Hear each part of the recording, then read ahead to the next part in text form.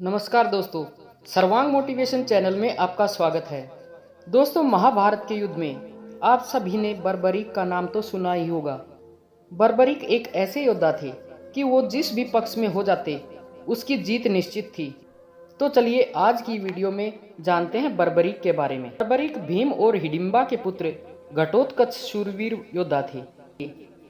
घटोत्कच अपने परिजनों के दर्शन के लिए इंद्रप्रस्थ आई तो श्री कृष्ण ने पांडवों से घटोत्कच का शीघ्र विवाह कराने को कहा।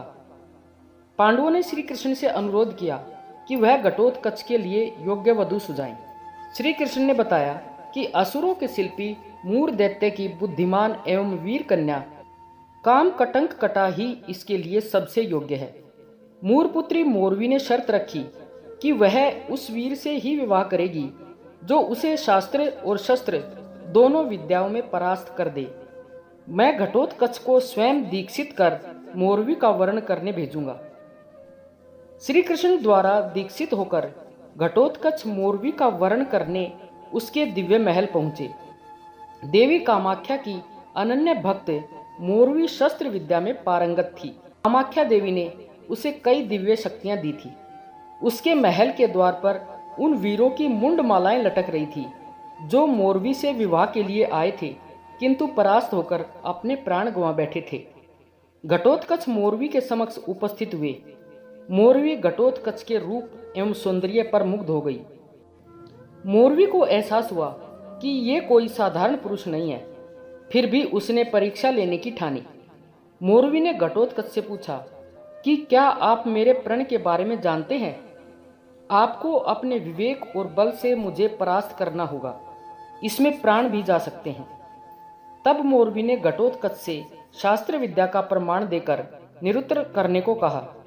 घटोत्कच ने पूछा कि किसी व्यक्ति की पत्नी से एक कन्या ने जन्म लिया। कन्या को जन्म देते ही वह चल बसी।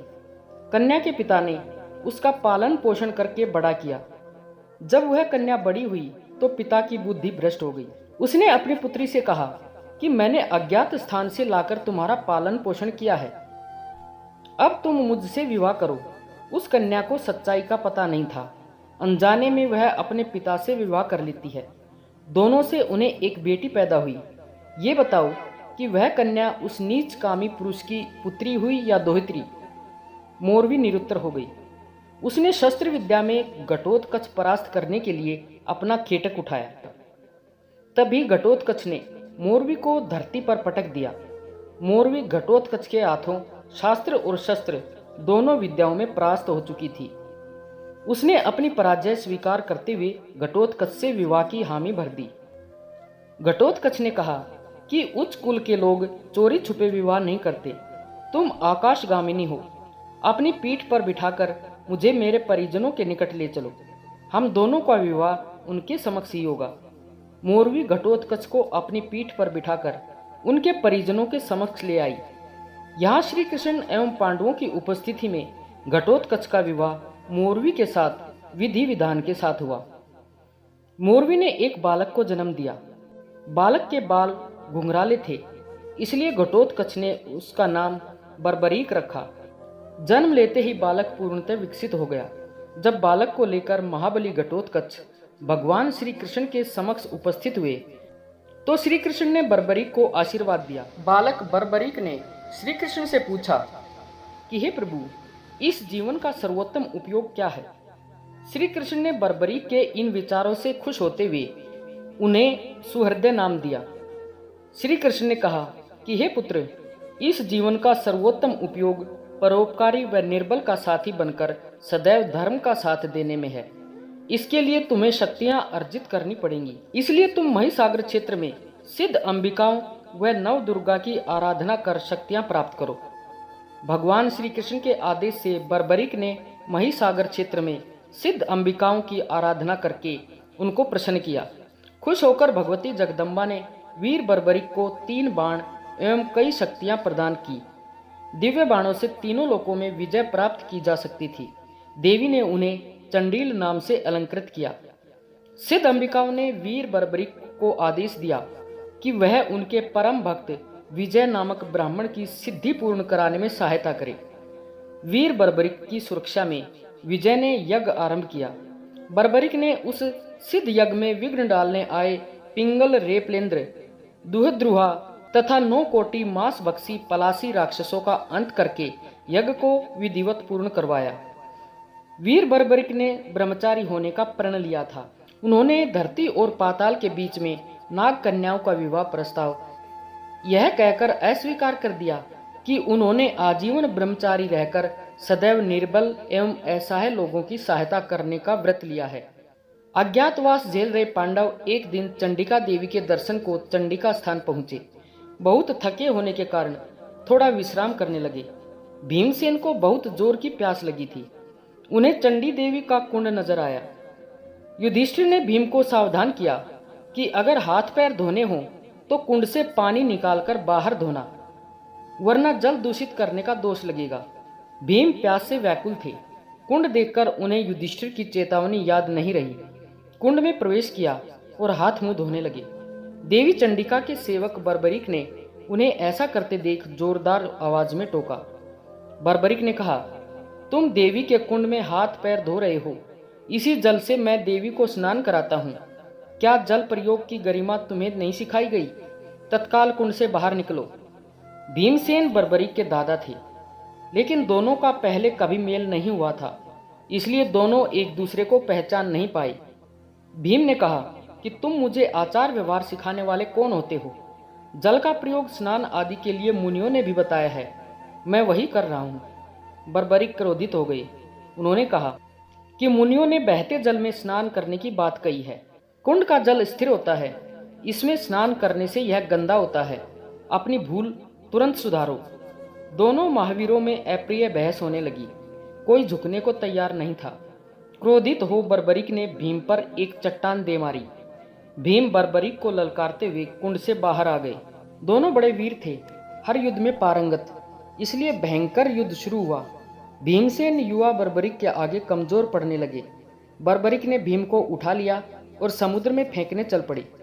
भगवान शिव ने आकाशवाणी की, पुत्र, यह महान गदाधर तुम्हारे दादा भीम हैं।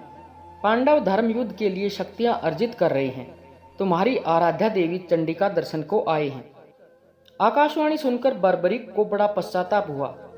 वह भीम के चरणों में गिरकर माफी मांगने लगा। भीम को प्रसन्नता हुई कि उनका पुत्र इतना बलशाली है, लेकिन बर्बरिक के मन का शोक कम नहीं हो रहा था। भीम ने कहा, श्री कृष्ण ने हमें बताया था कि तुम इसी देवी स्थान में निवास करते हो, किंतु हम यह बात भूल गए। मैं खुश हूँ कि तुम वीर होने के साथ साथ अत्यंत बुद्धिमान और नीतिवान भी हो। किंतु बर्बरिक का अपने पूर्वजों को अपमानित करने का दुख समाप्त नहीं हो रहा था। वह प्राण त्यागने के लिए समुद्र में प्रवेश कर गया। चंडिका देवी प्रकट हुई। उन्होंने बर्बरिक को रोकते हुए कहा, स्वयं भगवान विष्णु तुमसे प्राण दान मांगकर उद्धार करने को अवतरित हुए हैं। चंडिका ने आशीर्वाद देते हुए कहा कि पुत्र, तुम चंडिका स्थान पर जिस कर्तव्य निष्ठा के साथ सेवा कर रहे हो, तुम चंडील के नाम से भी प्रसिद्ध होगे और पूजनीय बनोगे। भगवान श्री कृष्ण ने सुदर्शन चक्र से भीम के पुत्र बर्बरिक का शीश काट दिया। वहां बर्बरिक की आराध्या सिद्ध अंबिकाएं प्रकट हुईं। उन्होंने शोकग्रस्त पांडवों को सांत्वना देते हुए बर्बरिक के पूर्व जन्म की कथा सुनानी शुरू की। मूर दैत्य के अत्याचारों से पीड़ित धरती माता देव सभा में गाय के रूप में अपनी फरियाद लेकर पहुंची। उन्होंने कहा कि हे देवगण, मैं सभी प्रकार का संताप सहन करने में सक्षम हूँ। पहाड़, नदी एवं समस्त मानव जाति का भार सहर्ष सहन करती हुई अपनी दैनिक क्रियाओं का संचालन करती हूँ, पर मूर दैत्य के अत्याचारों से मैं परेशान हूँ। आप लोग इस दुराचारी से मेरी रक्षा करो, मैं आपकी शरणागत हूँ। गौ स्वरूपा धरा की करुण पुकार सुनकर पूरी देव सभा में सन्नाटा छा गया।